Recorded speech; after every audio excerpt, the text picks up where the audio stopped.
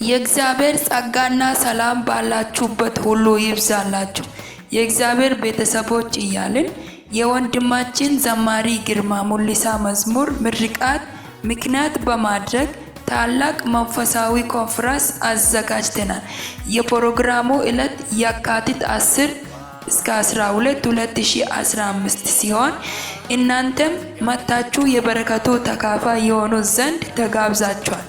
በዕለቱ ወንጌል ይሰበካል፣ ለበሽተኞች ይጸልያል፣ የተለያዩ እስራቶች ይፈታሉ፣ እግዚአብሔር በመዝሙር ከፍ ይደረጋል።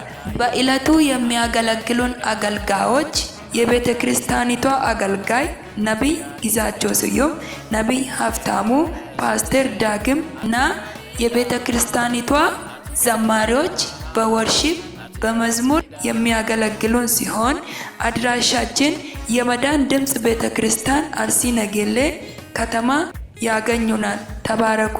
ሻሎም።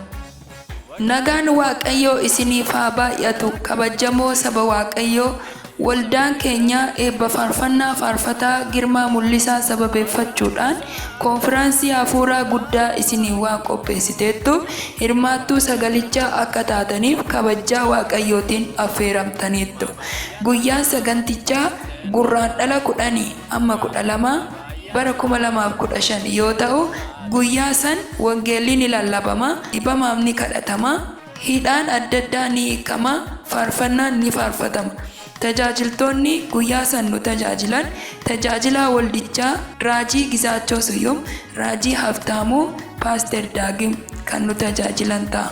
Iddoon argama keenya waldaa sagalee fayyinaa magaalaa Nageellee Arsii eebbifama.